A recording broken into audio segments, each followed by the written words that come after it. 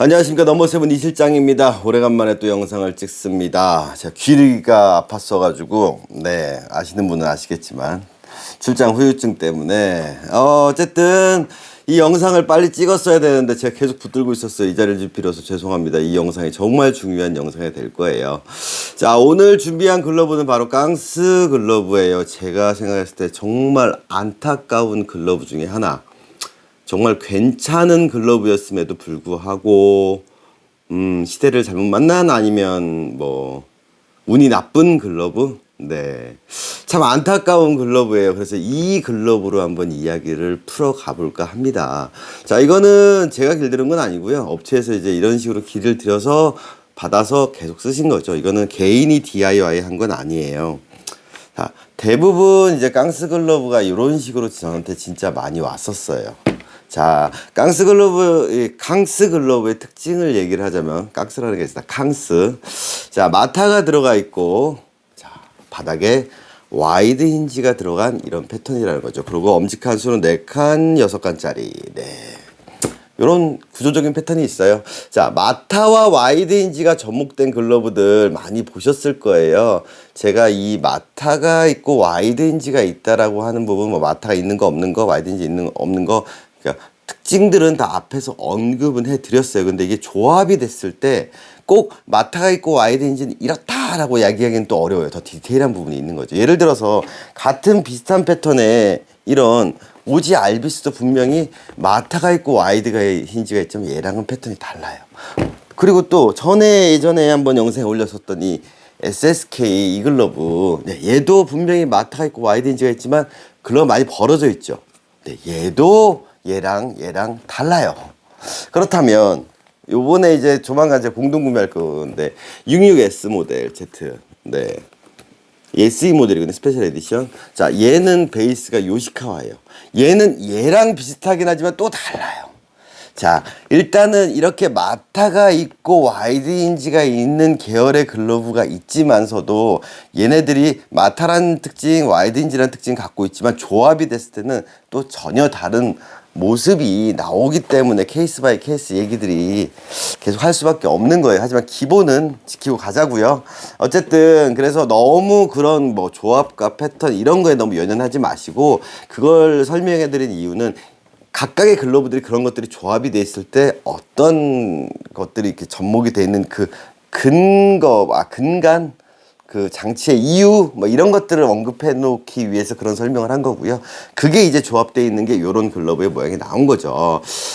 자, 썰을 풀자면 이 강스 글러브가 처음에 나왔을 때 이건 초창기 모델이에요. 왜냐하면 제가 만져보니까 이건 테니스 끈피예요. 그리고 가죽도 나쁘지 않아요. 얘는 그리고 써있어요. 레플리카라고 써있어요. 자, 제가 처음에 캉스 글러브 어센틱 모델, 즉 강정호 선수 홍보하면서 나왔을 때 깜짝 놀랐었어요. 품질이 너무 생각보다 괜찮은 거예요. 하지만 조금 안타까운 건 가격이 너무 처음에 비쌌어요. 거의 40만 원대 육박했었나 40만 원 넘었었나, 아무튼 그랬던 것 같아요. 그 글러브 가격대 대체제로 봤을 때 거기에 비해서 좀 금액이 비쌌어요. 하지만 그렇잖아요. 우리가 나이키 티셔츠냐 아니면 시장표 티셔츠냐, 똑같은 면티 100% 뭐 40수 코튼 면티다라고 했을 때 나이키가 붙음으로써 금액이 비싸지듯이 브랜드란 그렇잖아요. 거의 뭐 같은 공장에서 나와도 어떤 상표가 붙냐에 따라서 금액은 올라가는 거예요. 예전에 하다케야마 포수 장비 같은 거 제가 일본에 있을 때 벨가데에서 만들었거든요. 제가 벨가데에서 오더를 넣나 하다케야마가 벨가데에서 오더 넣나 금액이 같대요. 그러니까 하다케야마는 벨가데 공장에서 만들어도 거기서 자기네 브랜드를 하다케야마 마크만 찍으면 거의 한 30%가 또 올라가 버리는 거예요, 가격이. 그래도 하다케야마 브랜드를 사고 싶으면 그걸 사야겠죠? 세상 이치가 그렇듯이 똑같아요. 그 선수 프리미엄이 더 붙었기 때문에 금액은 더 비싼데, 뭐, 거기에 대해서 충분히 지불할 지불할 용의가 있다면 사면 되는 거였고요. 하지만 간만에 퀄리티가 괜찮은 글러브가 나왔다는 생각은 괜찮았었어요. 근데 대신에 그때 당시에 한 30만 원 선 초반, 20만 원대 후반의 글러브 퀄리티랑 봤을 때, 비교했을 때 보면 그 정도까지 브랜드 가치로 주기에는 좀 그렇죠. 근데 한 가지 확실한 건 메이저리그 프로 선수가 프로 선수가 이게 돼 있는 같이 콜라보 돼 있는 글러브였잖아요. 네. 네, 그러니까 뭐 살만했다고 저는 판단했습니다. 근데 문제는 어느 시점부터 그 처음에 강스가 나왔을 때 사람들이 많이 샀어요. 그랬더니 뭐 어느 시점부터 금액이 점점 떨어지더니 또 레플리카가 출시가 되고 그러더니만 갑자기 한 1년 안에 막 땡 처리되는 제품들이 막 나오더라고요. 거기에 맞물려서 또 강정호 선수가 또 사회적 무리를 일으키는 바람에 네, 또 이제 브랜드 값어치도 확 떨어졌죠. 근데 제 기준으로 봤을 때 예전에 이 강스 글러브가 만약에 이게 선수 연관이 안 되고 20만 원 후반대에서 30만 원 초반, 그러니까 한 28만 9천 원, 뭐 31만 9천 원, 32만 원 이 정도 금액대라면 충분히 경쟁력이 있는 글러브라고 저는 판단을 했었습니다. 그래서 정말 얘가 가성비가 좋으려면 얘는 충분히 이 정도 퀄리티면 지금 시세로 치면 20만 원 중후반대는 충분히 받을 수 있는 저는 퀄리티라고 봐요. 그리고 자재나 이런 부분을 봤을 때 한간에 어떤 후배들은 막 그 얘기를 하더라고. 업계에 있는 친구 이거 뭐 손가락 펠트가 뭐 울펠트 같은 게 아니라 뭐 스펀지가 들어가 있다. 그래가지고 뭐 엄지가 약해서 엄지를 다쳤다. 별의별 소리가 다 나오더라고요. 근데 이 글러브는 펠트도 아식스에 들어가던 그런 쫀득쫀득한 스펀지 같은 거 있죠. 그게 들어가 있어. 그래서 경량을 시행했고 다음에 선수의 원하는 바에 따라서 얘는 좀 소프트한 되게 물성이 부드러운 글러브. 왜? 내피를 다른 걸 썼거든요. 제가 예전에도 영상에도 올려드렸지만 글러브 내피가 바뀌면 네, 하드한 글보다 소프트해질 수 있는 것처럼. 그래서 전체적으로 부드럽게 나왔어요. 그래서 이게 사실 내야 입문자들이 쓰기에 이제 내야 입문자들이 하이엔드로 접근할 때 너무 하드해서 좀 어려운 글러브 썼을 때 충분히 접근하기 쉬운 그리고 되게 쉬운 패턴이었거든요. 근데 이게 좀 안타깝게 나중에는 망가지는 모습을 보게 됐어요. 참고로 여담으로 말씀드리면 아식스 골드 스테이지 그때 경량으로 와규로 나왔을 때 그 안에 쫀득쫀득한 스폰지 같은 거 얘는 검정색 스폰지가 들어가 있는데 그 소재가 뭐냐면 우리 그 아이스하키 장갑 같은 거는 블럭처럼 이렇게 나와 있죠. 그 안에 들어가는 무슨 폼이에요, 폼. 네. 그게 사실은 펠트보다 가격이 몇 배가 비싸답니다. 사람들이 잘 모르는데 그 자재값을 낮추려고 들어간 게 아니라 그 폼이 들어가면 더 비싸져요. 거기다 얘는 중간중간에 펠트도 섞여 있는 그런 스타일이기 때문에 사실은 얘가 원가가 더 비싼 제품이에요. 사람들이 그 잘못 인지를 하고 있는데 싸구려 폴리펠트 쓰는 것보다는 그러니까 웬만한 펠트보다는 얘가 훨씬 비싼 펠트가 들어가 있어요. 근데 아까 잠깐 말씀드린 엄지를 다친다 라는 얘기를 들었어요. 다쳤다라는 얘기도 듣고 왜 그랬을까? 저는 이 글러브가 망가진 가장 큰 이유는 뭐 이런 말씀 드렸지만 가공 때문이라고 봐요. 제가 만나봤던 캉스 글러브가 저는 취급을 안 했었는데 주로 취급하던 업체에서 길들이는 방식이 다 이 방식이었거든요. 엄지 꺾고 이 힌지 부분 강제로 꺾어버리고 바닥 넓히고 네, 그래서 딱딱딱딱 요 방식으로 쓰면서 이 글러브는 사실 좀 많이 뭐랄까 처음에 붐업됐던 것보다 되게 안 좋아졌어요. 저는 초창기 때부터 이게 붐업이 됐을 때 가공들이 많이 들어왔잖아요. 그리고 어느 순간 지나고 나서부터 이게 싸게 풀리면서 막 10만 원 후반대까지 막 가격 떨어지고 지금은 인터넷에서 한 15만 9천 원 거기까지 떨어졌는데 지금 1,300원이 넘는 환율에 15만 9천 원의 소비자가에 판매가 된다라고 했을 때 제가 알고 있는 상식으로는 이미 원가 이하에 지금 판매되고 있는 거예요. 지금 공장 지금 뭐 가죽값 공임 뭐 해외에서 뭐 만들어도 그 가격에 만들 수 없어요. 지금은 사실 남아있는 캉스 글러브들 제품들은 그 가격에 사신다면 사실은 진짜 원가보다 더 싸게 사시는 거예요. 제조 원가보다 싸게 사시는 거예요. 네, 그건 제가 확실히 말씀드릴 수가 있어요. 일단 그건 차지하고 왜 이게 인기가 없어졌냐라고 봤을 때 보면 중간에 그렇게 가격이 싸졌을 때 오신 분들도 다 이렇게 오는 거예요. 말리고 딱딱딱딱 넓고 그러다 보니까 어떤 문제가 생기냐 웹이 볼록하게 밀려나오면서 웹이 늘어나거나 웹이 끊어져서 오시는 분들 아니면 이 안쪽이 찢어져서 오는 거예요. 제가 말씀드렸죠. 부드러운 글러브라고. 근데 볼집 즉 포켓 부분을 볼집으로 잡아버리니까 이쪽으로 공이 박히게 만들어버린 거예요. 엄지는 넣어버리고. 그러다 보니까 힘이 일로 받아요. 그럼 마타가 있는 글러브에서 제가 가장 좀 안 좋게 보는 것 중에서 마타가 있는 글러브를 이기는 걸 그렇게 추천하지 않는 이유 중에 하나가, 물론 허경민 선수 옛날에 RTX 440 21을 끼긴 했지만 그쪽으로만 받게 되면 이게 밀려서 마타 사이가 찢어지는 경우가 있어요. 사실은 볼집으로도 정확히 잡으면서 포켓으로도 활용하려고 2를 끼는 건 상관이 없는데, 아무래도 마타가 있는 글러브는 이 부분이 넓기 때문에, 즉 손에서부터 포켓의 깊이가 깊기 때문에 그걸 212로 꼈을 때 마타가 없는 요 검지중지 사이 있죠? 그 없는 글러브를 2를 끼는 것보다 훨씬 깊어져요. 그러니까 박혀서 밀리는 경우가 되게 많아요. 그러다 보니까 지금 내구성에 문제가 생기죠. 아니나 다를까 이 글러브도 보면 여기가 살짝 약간 터짐이 보이죠.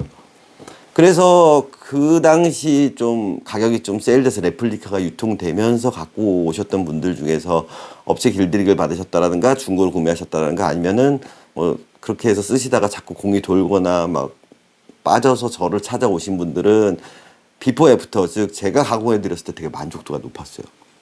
와, 이게 생각보다 되게 좋은 글러브네요. 물론 이 글러브 위에 다른 좋은 글러브도 사셨지만 이 글러브의 편안함과 이 글러브의 사용상의 뭐랄까 매력을 많이 느끼셨던 분들이 많으셨어요.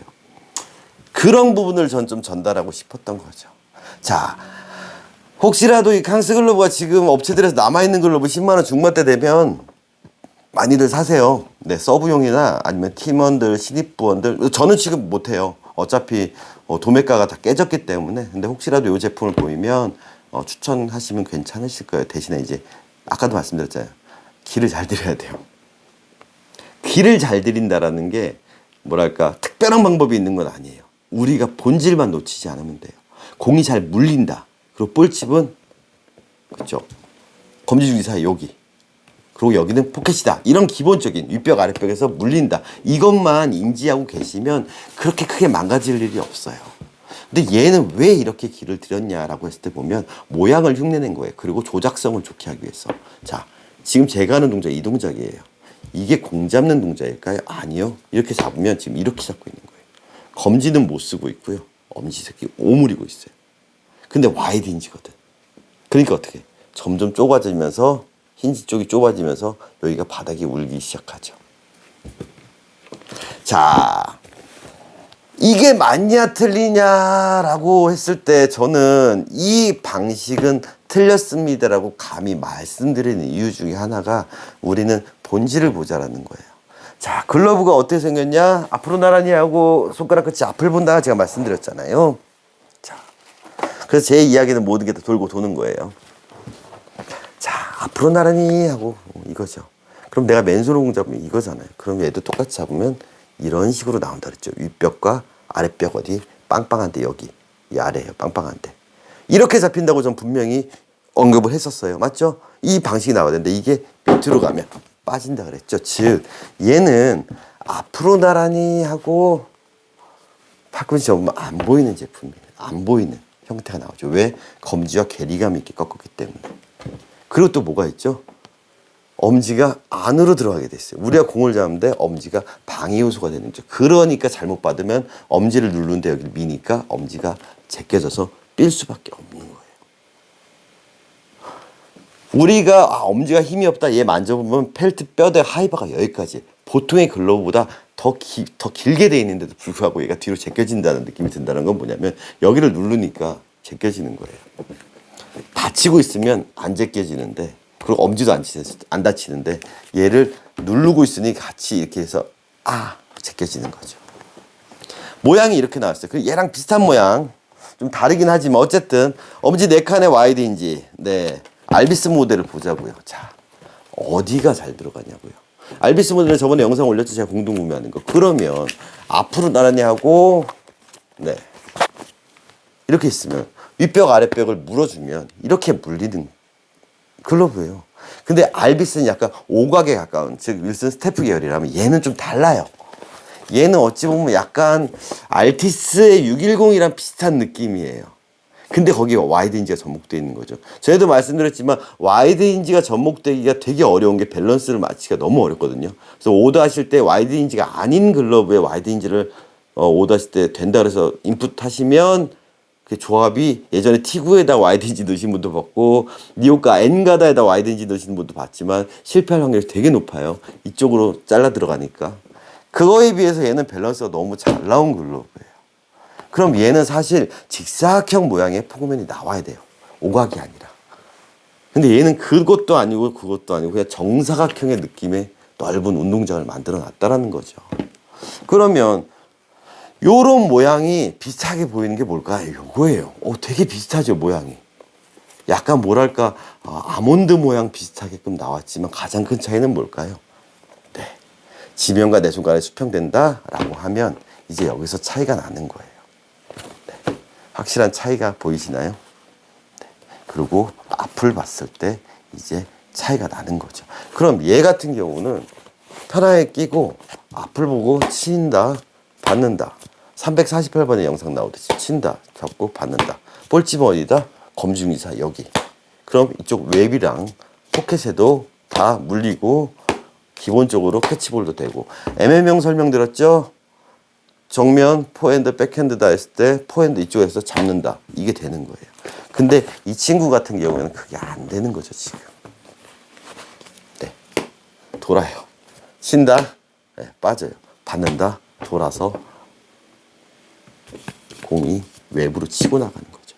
즉 회전이 걸린 물체를 멈춰줄 땐 동시에 한 면, 두 면, 세 면, 즉 3면이 만나야 되는데 얘는 거의 1면부터 시작하는 거예요. 한 면. 즉 이렇게 만나는 거예요. 회전하는 거예요. 그러니까 어떻게 돌아 나갈 수밖에 없죠. 이렇게 하는데 멈출 수 있나요? 없잖아요. 그러니까 이렇게 되는 거예요. 돌아. 그리고 손을 벌리고 있으니까 맞으면 아파. 그렇지 않아도 얇고 부드럽게 만들었는데 아파. 많이 아파. 그러니까 어떻게 이렇게.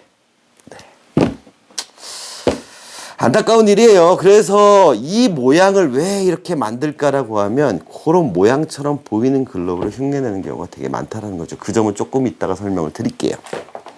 자, 그래서 이 글러브가 망가졌던 가장 큰 이유는 유통 단계에서 가공하는 업체들에서 롤모델로 잡는 길 모양이 진짜 다양한 곳에서 다 오기도 하고 아니면 개인이 DIY 하신 분들도 되게 많이 오셨는데 모양이 다 이랬어요.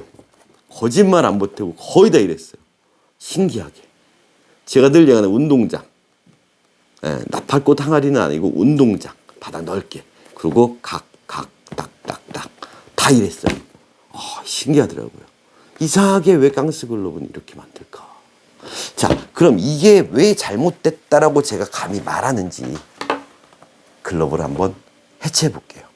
자, 이게 제가 감히 잘못됐다고 말하는 게 지금 이렇게 해서 웹에 걸리면 이것도 잡힌 거 아니에요 라고 말씀할 수도 있지만 글러브를 웹을 제거해 보자고요. 네. 그냥 우리가 단순하게 보면 돼요. 이분은 어차피 끈 다 갈아주셔야 돼요. 끈도 많이 손상이 돼 있고 많이 늘어나 있기도 하고. 자, 보자고요. 이제 좀 보이시나요? 공간이? 네. 웹이 없으니까 어떻게 돼요? 공이 다 튀어나와요. 그리고 웹이 없으니까 어떻게 돼요? 캐칭이 안 돼요. 그러면 받는다 롤링하면 다 이렇게 되는 거예요. 늦게 물면, 네. 치면 돌아요. 바닥에 놓고 보면 공을 놓고 잡으면 잡히지 않아요. 그럼 윗벽에서 안 걸려지는 상황이니까 뭐예요? 아랫벽이 써져야 되는데 아랫벽도 안 물리니까 결국 엄지를 누름으로써 멈춰요. 그러니까 빠지면 빠져요. 그래서 계속 빠져요. 이게 숏바운드로 들어가면 안에서 백핸드를 잡아도 흘러요. 여기는 박히겠지만 바닥만 나면 다 떨궈지는 그런 글러브가 되는 거죠. 나중에 언급하겠지만 언급을 할지 안 할지 모르겠구나. 이 66S 모델 같은 경우는 제가 판매를 할 때 어떤 장점을 설명을 드릴 거냐면 백핸드를 잡다가 원핸드 싱글을 갖다 글러브 놓치시는 분들이라면 이 요시카와 패턴을 무조건 저는 이 요시카와 패턴은 절대로 그런 일이 없을 거라고 제가 장담하는 글러브예요. 그냥 이렇게 롤업 해가지고 잡으면 얘는 웹이 됐든 웹 중간이 됐든 웹 끝이 됐든 손바닥 포켓이 됐든 손바닥 가운데 아니면 이 힌지 부분이 됐든 와이드 힌지 장점 말씀드렸지 아래까지 됐든 자 원핸드 싱글 캐치가 절대 셀 데가 없어요. 포핸드도 마찬가지예요. 어디가 됐든지 간에 즉 원핸드 싱글 캐치에서 잘 물리는 그런 장점이 이제 있는 글러브인데 얘도 충분히 그럴 만한 글러브인데 이 아이는 그 장점을 버려버린 거죠. 그래서 이런 모양이 나온다라는 게 왜 잘못됐냐? 공을 놓고 바닥에 놓고 잡아보면 이게 잡히지 않는다는 걸 누구나 알 수 있으니까요. 그리고 받는다라는 형태를 봤을 때도 보면 이 부분이 네, 한없이 넓죠. 그리고 검지 부분을 보시면 아시겠지만 네, 맞으면 많이 아프고 검지손가락과 괴리감이 있는, 즉 이런 모양에서 글러브를 써야 되니까 전혀 공을 멈춰지는 역할을 못한다는 거죠. 그럼 저는 얘를 어떤 밸런스가 맞다라고 판단하냐면, 저는 이 밸런스가 아니라 사실은 얘도 윗벽 아랫벽, 즉 다른 밸런스라는 거죠. 그럼 제가 또 형태를 다시 잡아볼게요. 어차피 이분은 다 갈아야 돼요. 이거 못 써요. 재사용 안 돼요. 어차피. 자, 그러면 저라면 이 글러브를 어떻게 썼을까? 아니, 제가 해드렸던 이 캉스 글러브의 가공에 있어서 글러브가 갖고 있는 고유의 밸런스 아니면 잘 쓸 수 있는 밸런스는 뭘까라고 했을 때 저는 이런 식으로 가공을 해드렸어요. 어떻게 해드렸냐면, 자, 걸어진 것만 좀 뺄게요. 저는 가장 중요한 인체의 신비, 즉 아랫벽, 윗벽, 아랫벽과 윗벽 물린다, 이 개념을 인풋시켜서 손가락 끝이 앞을 보고 공을 잡는다, 친다, 받는다, 이 부분, 즉 포켓에서도 물리는, 이게 아니라 이렇게 되는 그 형태를 잡았겠죠. 그렇다면 저는 얘를 보통은 어떻게 접근을 했냐, 손가락도 지금 짧긴 한데 저는 네, 일단은 엄지를 그냥 자연스러운 포지션을 잡아줬을 거예요. 아, 손가락도 해야겠네요. 이게 이 형태대로 모여 있다 보니까 이게 이런 식으로 끈이 다 굳어져 버렸어요. 그래서 얘도 어쩔 수 없이 잘라서 해야 될 것 같아요. 네, 이거를 껴놓고 설명하면 손가락 4개가 같이 움직여서 좋은데 어쨌든 다시 분리를 하자고요. 네. 그래서 글러브는 이렇게 해체해놓고 보면 되게 쉬워요. 패턴도 분석하기 쉽고, 글러브에 대한 이해도도 높이기 쉽고. 네. 그래서 저 같은 경우는 작업을 할 때 거의 다 해체를 하기 때문에 해체해놓고 난 다음에 모양을 보면, 이 글러브 갖고 있는 고유의 밸런스는 무엇인지 제가 판단이 된다라는 거죠. 자, 내가 검지 끝에서 힘을 쓸 수 있게. 얘 생각보다 펠트 단단해요, 여기. 네. 그리고 어디죠? 여기가 아닌 내 힘을 쓸 수 있는 검지 지점. 즉, 새나글 파트 1에 나왔던 1, 2, 2, 1 부분을 만져주고요. 그리고 아랫벽을 다시 잡아주고. 자, 다시 좀 펴야 돼요. 그러니까 이렇게 꺾어 놓으면 얘가 잘 안 잡혀요. 나중에 기계로 제가 다시 두들겨서 가공을 하겠지만, 자, 제가 봤던 글러브의 밸런스는 바로 이거였죠. 친다, 받는다, 받는다, 친다. 네. 네. 이 끝이 모이는 거는 이게 아직도 너무 높아요. 그래서 얘가 약간 직사각형 느낌의 알티스 610이나 410 같은 베이스, 610이나 440 같은 그런 느낌. 이 느낌으로 여기도 잡히고, 여기도 잡히고, 여기도 잡히고, 여기도 잡히고, 여기도 잡히고, 이런 데도 다 잡히는, 힘을 받는, 여기 끈이 있으면 힘을 받을 텐데, 그런 글러브가 나오게 저는 형태를 잡는다는 거죠. 그래서 예전에 영상에도 올려드렸지만, 우리가 공 2개를 잡는다, 자, 이런 식으로 잡히는, 공 2개를 잡는다, 이런 식으로 잡히는 글러브. 네. 그 형태를 만들어 줬으면 얘는 되게 쉬운 글러브였다는 거죠. 그리고 뭘까요? 네. 포켓으로 가도 검지 쪽에 눌러줘서 웹 쪽으로 치고 나가지 않는, 딱 물어주는 형태. 근데 이걸 이렇게만 해도 글러브가 빠지는 거죠. 그걸 이렇게만 해서 이렇게만 해도 빠지는 거죠. 이해가 가시나요? 그래서 제가 글러브 가공을 했을 때 사람들이 제일 많이 하는 말이 뭐죠? 아유, 이 실장은 글러브 길게만 잡는다, 실사 불가능하다. 아니요, 이거 실사 가능해요. 제가 이 제품을 제가 9개인가 들여왔는데 3개가 이미 엘리트 선수들한테 판매됐거든요. 이 샘플 보고 바로 썼어요. 엄청 부드럽고요. 네. 네. 그렇죠. 물론 캉스보다 딱딱하죠. 근데 다 잡혀요. 네. 그리고 바로 갖고 와서 애들 다 썼어요. 네. 엘리트 선수들 다. 겐다와 이마미야 그리고 겐다 구형 신형 이런 것들이 되게 많이 알려져 있는데 제가 예전에 이건 영상 찍어 올렸죠. 요시카 패턴 Z162 패턴인가 해서 제가 영상 다 찍어 올렸으니까 그거 궁금하시면 보시면 되고요. 똑같은 기본이 접목돼 있어요. 뭘까요?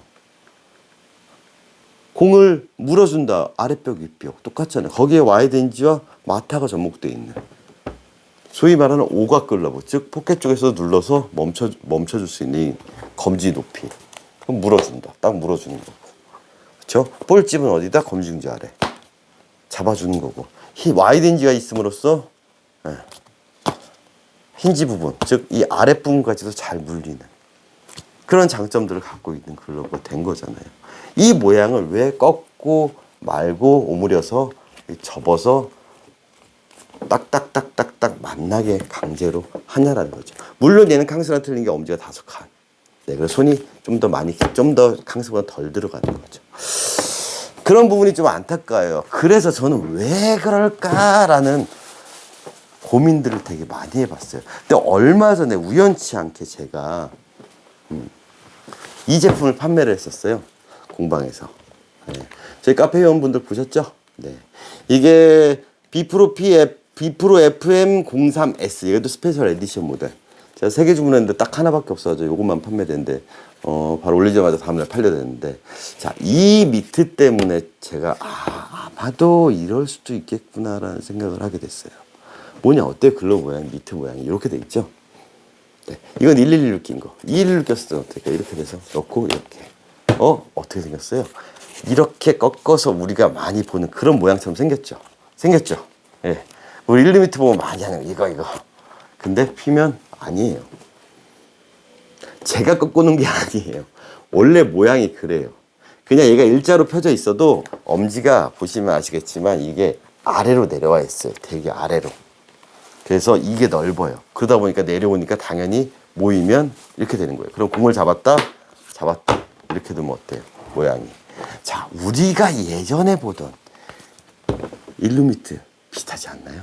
그러면 최근에 나오는 패턴들을 보자고. 그래서 이 패턴이 좀 작은 패턴에다가 이 웹 길이가 완전히 달라요. 이 두 개를 비교해 보시면 차이가 나죠.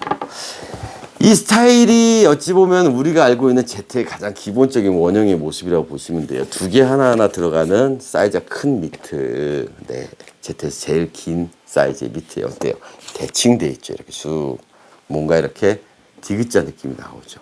근데 얘는 그냥 잡으면 이런 느낌이 나오는 거죠. 얘랑은 다르죠. 얘는 좀 공을 좀 더 감싸지면서 엄지가 내려와서 이렇게. 그래서 사람들이 이런 미트를 사놓고 뭐하냐? 이분도 지금 리터치 들었거든요. 얘를 꺾고.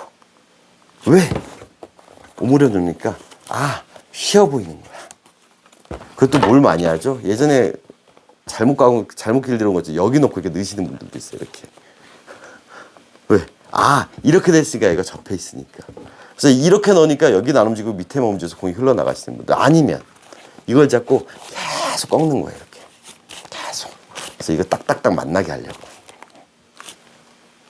이 패턴은 얘랑 다른데요.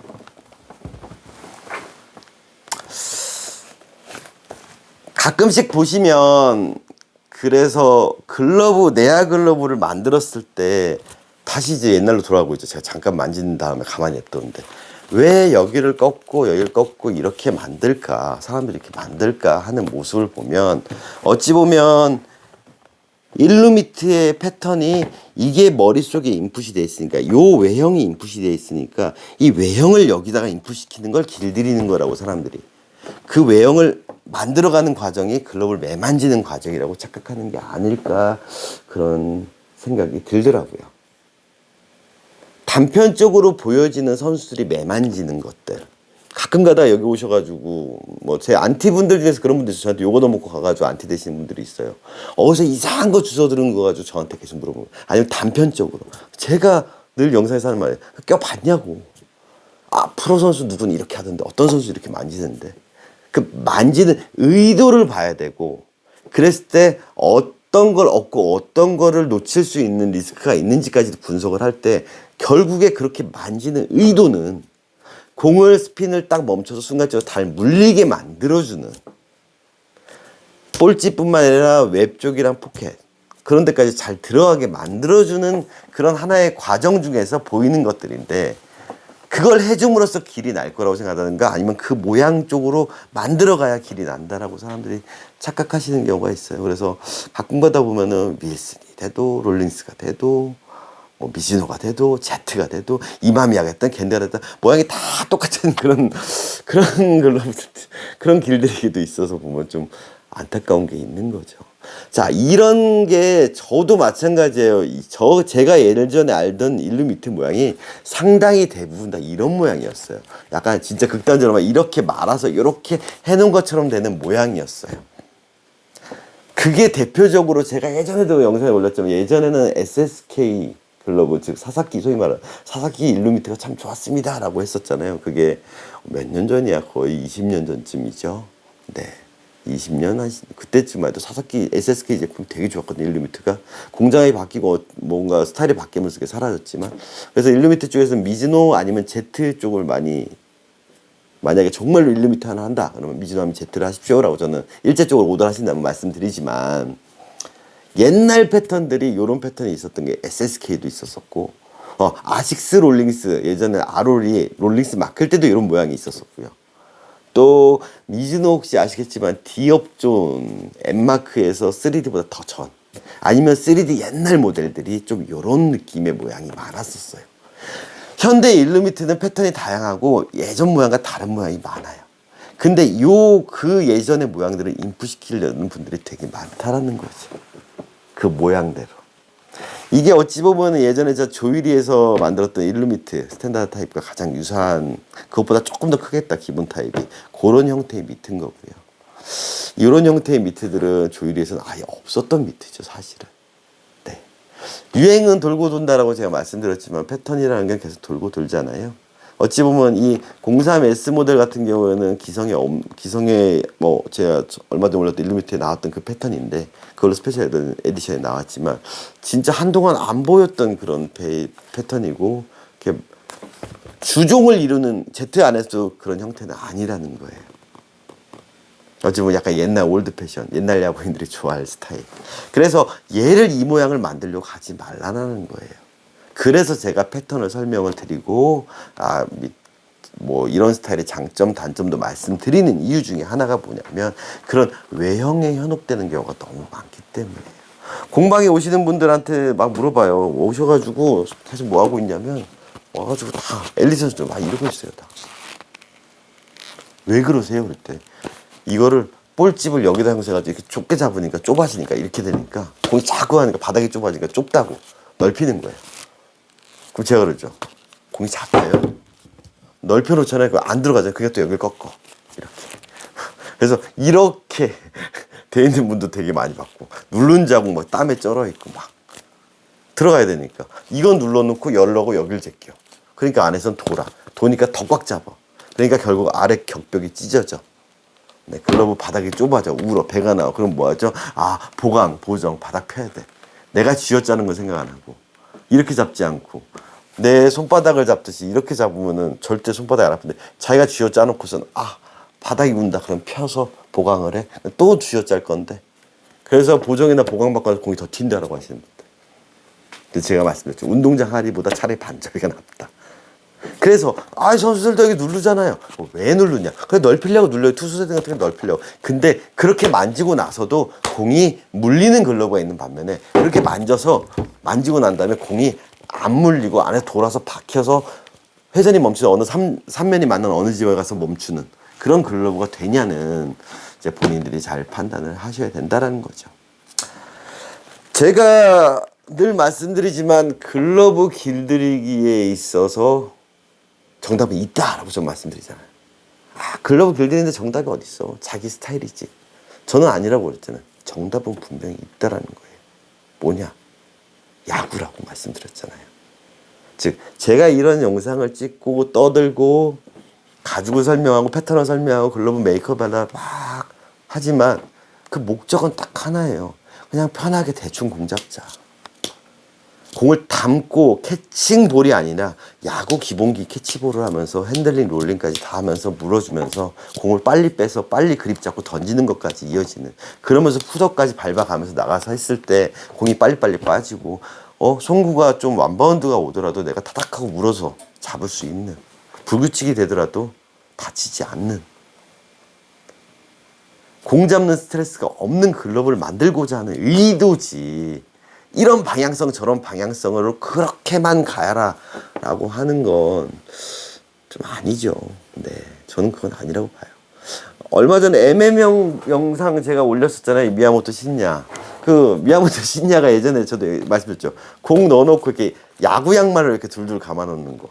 그런 글러브 밴드가 나왔더라고요. 뭐 이렇게 해서 여기다 띠처럼 이렇게 들어가는 거. 여태까지의 글러브 밴드는 이만한 소프트볼 공 같은 걸 넣어놓거나 아니면 공 두 개 넣고 이렇게 감아서 이렇게 들어갔었는데, 미야모토 신야는 역시나 이렇게 놓고 이렇게 해서 올려서 이런 식으로 잡는, 자 이런 식으로 잡았죠.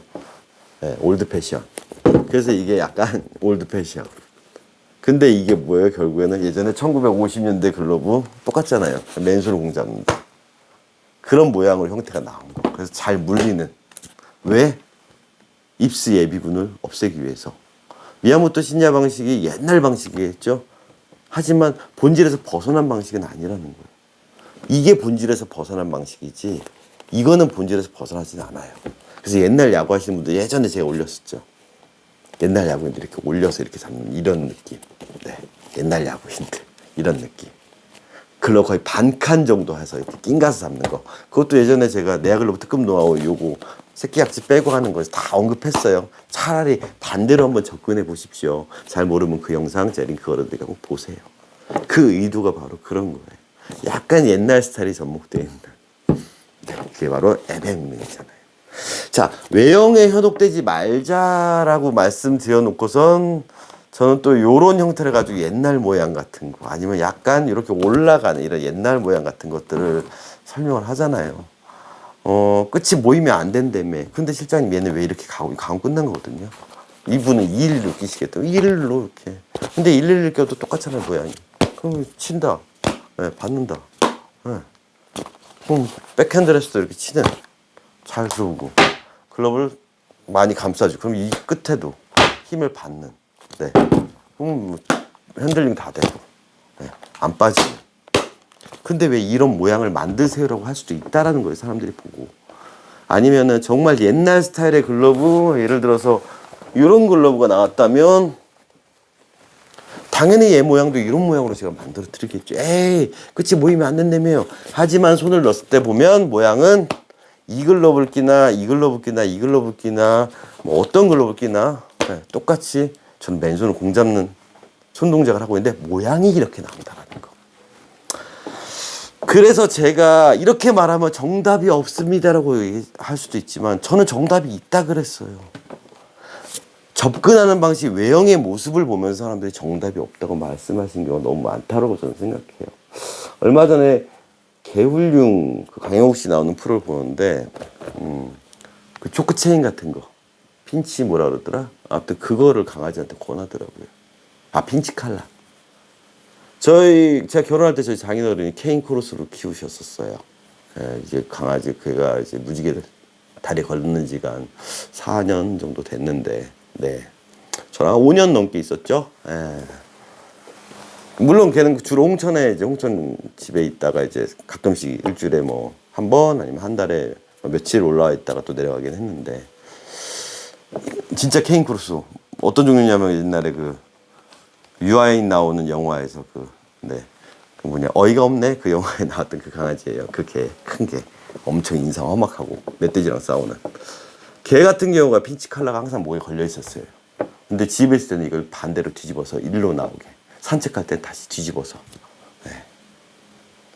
강영욱 씨 얘기하잖아요. 보드미 컴퍼니 거기서 할 때 가슴 줄이라든가 아니면 그렇게 초크 체인 땡기는 거 못하게 한다고. 근데 얼마 전에 TV 보는데 그거를 권하는 거예요. 왜? 견주가 통제를 못하니까. 그 이유가 뭐냐라는 거예요. 딱 하나예요. 그 강아지, 그 훈련이 잘 안 되는 개 때문에 다른 누군가의 소중한 강아지가 다치지 않기 위해서. 전 그거 보면서 맞다. 의도가 뭘까? 훈련하는 의도가 뭘까? 같이 주인과 잘 생활하는 것도 있지만 이 강아지한테 이걸 핀치칼라라는 이런 외국에서는 금지하는 나라도 있다는 걸 굳이 강아지 조심스럽게 꺼내면서 주인 뭐 보호자의 선택이라고는 말씀을 하지만 그래도 이걸 권한 이유는 다른 강아지 누군가의 소중한 강아지가 다칠 수 있기 때문에 맞아. 강아지를 훈련시키고 뭔가를 이렇게 행동 개선을 하는 목적 중에 하나가 뭘까라고 했을 때 그런 부분도 중요한 목적이 될 수 있겠구나. 그게 사람을 공격할 수도 있고 어린 아이를 공격할 수도 있고 지금은 닭이나 개, 고양이를 공격하지만 사냥 본능 때문에 그거를 통제 못한다면 저희도 그 캥크루스 이름이 켄투였는데 개 들고 산책하면 이거 핀치칼라 목적으로 해가지고 하고 다녔어요. 물론 훈련이 잘 돼 있어서 걔 혼자 질질 끌고 가지 않아요. 사람 절대 끌고 다니지 않아요. 그래도 그렇게 거진 10살 가까이 이제 그때 10살 가까이 돼 죽긴 했지만은 9살쯤 됐을 때 거의 이제 늙었잖아요. 그리고 오래 키웠음에도 어느 순간 갑자기 집에서 서울집에 좀 며칠 있어서 스트레스 받았는지 작은 강아지 보고 달려들더래요. 근데 순간적으로 이 핀치칼라를 하고 있었는데 자기들이 끌려가가지고 큰일 날 뻔했다고. 오 하다가 그래요. 큰 개들이 위험하죠. 근데 그것마저 없었으면 그냥 목줄이었으면 그냥 끌려가는 거죠. 그런 이야기가 비슷한 게 뭘까라고 하는 게 왜 제가 이 얘기를 꺼냈냐면 그때 강용욱 씨가 그런 얘기를 하는 거예요. 외국에서는 금지하는 강압적인 훈련 방식이 잘못됐다고 얘기를 하는데 그 나라에는 또 다른 법이 있답니다. 만약에 그렇게 행동이 안 좋은 강아지, 사람한테 위해를 가하거나 다른 반려견들한테 위해를 가하는 그 강아지들이나 개들은 안락사를 시키는 그런 법이 있답니다. 살처분이죠. 외국도 저는 들었어요. 미국 같은 나라는 만약에 사람을 물거나 그런 강아지는 무조건 안락사 시키는, 즉 살처분하는 그 규정이 있는 걸로 알고 있어요. 동네 꼬맹이를 물었다 걔는 무조건 죽여야 되는 거예요. 안락사. 왜? 바뀌지 않는다라는 거죠. 한 번 사람을 문 개는 또 문다라는 거죠. 그 얘기를 꺼내는 거예요. 깜짝 맞네. 근데 분명히 누군가는 그럴 거예요. 외국에선 핀치칼라 금지잖아요. 그거 하면 안 되잖아요. 그런 강압적 훈련법은 나쁘잖아요. 목적이 뭐냐라는 거예요. 의도가. 사람과 어울려서 같이 반려견으로 사는 거, 그리고 다른 강아지들과 사회성을 갖고 지내는 거, 우리 모두 행복하게 삶을 같이 영위하는 목적이라면 당장 순간 산책할 때 아픈 핀치칼라, 즉 초코체인 같은 거 하더라도 목적이 있다면 저는 괜찮다라는 거죠. 자, 그렇다면 다시 돌아와서 실장님 여기서는 뭐 이렇던데요. 어떤 선수는 이렇던데요. 누구는 이런 얘기를 하는데요. 어떤 사람은 저런 얘기를 하는데요. 그 사람 얘기가 맞을 수도 있고 틀릴 수도 있잖아요. 어떤 케이스는 맞을 수도 있어요. 이 케이스에서는 이게 맞아요. 계속 하면서 만지면서 이렇게 만지는 게 맞아요. 이거는 아니지만 이 상태에서 이 정도 라운드가 돼 있잖아요. 이게 맞아요. 닭발령에서 그렇게 항아리 나팔꽃이 왜 만들어졌는지 아세요? 미즈노 포프로 이승엽 패턴이랑 토드 패턴은 전혀 달라요. 이승엽 패턴의 반달 각도랑 토드, 우리가 알고 있는 소위 말하는 이승엽이라고 하는 그 토드에서 변형된 이 각도가 전혀 달라요. 그래서 오리지널 이승엽 패턴을 쓰면 이렇게 돌아간 것처럼 보여요. 그러니까 사실 조일이에서 만들었던 닭발 패턴은 토드 패턴에 가까운 거였거든요. 명가란다. 아무튼 뭐 명가 쪽에서 나왔던 것도 마찬가지였고, 조일이 공장에서 생산됐던 닭발 패턴들은 다 쭉 뻗어 있는 패턴들이거든요. 윌슨도 마찬가지예요. 윌슨도 쭉 뻗어 있는 패턴이에요. 이렇게 안 돼 있어요. 즉 이승엽 패턴이랑 다르다고요. 근데 이렇게 만들려는 또 항아리 나팔꽃이 접근이 되는 거. 그게 바로 현상만 보고 따라하는 거예요. 초크체인은 쓰면 안 된다 그러구나. 강압적인 훈련은 안 되는구나. 그럼 우리는 가슴줄이나 목줄, 선으로 된 목줄만 들고 다녀야지. 끼고 다녀야지. 그런데 맹견인데 큰 개인데 나중에 다른 이웃집 강아지 물어서 뭐 상해를 입힌다면 네가 그런 거 쓰면 안 된다며 라고 할 거예요. 의도가 뭐냐라는 거죠. 그러니까 현상을 보고 본질을 자꾸 놓치는 경우, 즉 외형을 보고 그 모습을 따라가는 게 어찌 보면 정말 위험한 것 같아요. 그 결과물이 저는 어찌됐든 한 메이커가 이런 좋은 글러브가 저평가되고 평가절하되면서 판매가 부진해지고, 물론 강정 뭐 문제도 있었겠지만 어쨌든 캉스라는 브랜드 자체가 이 글러브가 좋은 대접을 못 받고 그냥 싼 글러브 취급받는 모습을 보면서 안타깝다고 생각되는 거죠. 예. 그럼 과연 누가 글러브를 이렇게 또 만들까? 저보고 만들라고요? 못 만들어요. 비싸요. 이 정도 퀄리티로 지금 저보고 만들라 그러면 소비자가를 얼마 받아야 될지도 몰라요. 지금 전 세계적으로 가죽값이나 공임이 다 올랐거든요. 아무튼 그래서 캉스 글러브 보면 좀 안타까워요. 정말 잘 만들어진 글러브인데 값도 제값도 못 받고, 그리고 그 이유 중에 하나가 또 길들이는 업체들에서 제시한 방향성, 아니면 마타가 있고 와이드인지가 있는 글러브에 마치 이런 올드 패션의 모습을 흉내내서 집어넣은 게 아닐까. 그러다 보니까 이 한 번 썼던 사람들이 계속 소개가 되고 재구매가 일어나고 자꾸 중고로 판매가 되고 아니면 내구성이 약하다 이런 데가 찢어지니까, 그런 데가 찢어지니까 그런 이야기를 듣는 게 아닐까 싶네요. 네. 그래서 안타까워서 영상을 찍으면서 이런 잡다한 얘기도 해봤습니다. 자, 아까 잠깐 말씀드렸죠. 전 세계적으로 많은 그 글러브 제작하는데 비용이 많이 오르고 있다. 지금 세계는 전쟁 중이잖아요. 네, 러시아 때문에도 그렇고 여러 가지 기름값도 오르고 세계 물류비도 다 올랐고요. 지금 인플레가 코로나 이후에 엄청나게 오르고 있죠. 그래서 제가 공장을 갔다 왔죠. 네. 다음 영상에서는 이걸 찍을 거예요. 올스타 트레이닝 미트. 네, 제가 귀 아프다 그랬잖아요. 요것 때문에 아시는 분 아시겠지만 네, 필리핀 갔다 왔습니다. 올스타 미트 제작하러. 자, 지금 보시면은 끈이 한 줄은 파란색, 빨간색 돼 있죠. 본 제품이 이렇게 나오는 건 아니에요. 제가 가서 직원들 교육시키려고, 그 생산 현장에 있는 직원들을 교육시키려고 전체를 다 교육시키는 아니고요. 요거 제작하는 라인 딱 이렇게만 숙명, 네, 그 정도예요. 네, 그 정도 인원이 한 이틀 정도, 2, 3일, 2박 3일 정도 해가지고 500개를 만드니까. 예. 그 공장은 인원이 한 300명 넘는 공장이에요. 그리고 엄청 커요. 네, 1년에 제일 많이 만들 때 165만 개씩 만드는 공장이에요. 자, 거기서 올스타 미트를 제가 이제 생산하는 곳에 가서 이런 것들 이제 밸런스. 왜? 새 거는 이렇게 나오거든요. 네. 미국 쪽에 나가는 것들은 이렇게 타이트하게 나와요. 그래서 이걸 부득불 가공에 써야지 않으면 여기를 잡아놨기 때문에 이게 계속 키조감에 공이 튀고 트레이닝이 안 되는 미트가 되거든요. 그래서 제가 좀 밸런스를 바꾸기 위해서 필리핀 출장 갔다 왔는데 비염이 있는 상태로 비행기를 탔더니 네, 이 이퀄라이징이 안 돼서 귀환해서 지금 막 피랑 뭐 이게 고여가지고 한 2주째 지금 고생하고 있는데 이제 거의 다 한 70~80%는 들려요. 지금 오른쪽 귀는. 네, 왼쪽은 멀쩡했고요.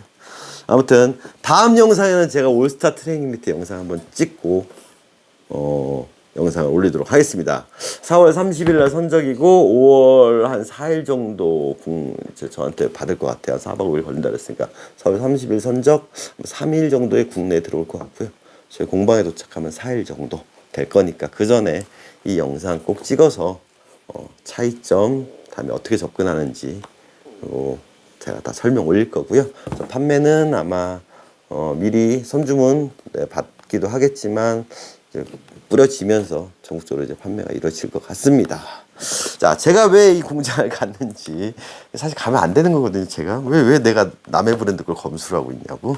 네, 그것도 같이 설명드릴 테니까 다음 영상들 보수분들도 관심 갖고 좀 지켜봐 주시기 바라겠습니다. 이상 넘버 7이었고요. 제가 늘 말씀드리잖아요. 현상보단 본질을 보자고. 의도가 뭐냐? 이 트레이닝을 쓰는 의도가 뭐냐? 제가 가서 이렇게 교육시키는 의도가 뭐냐?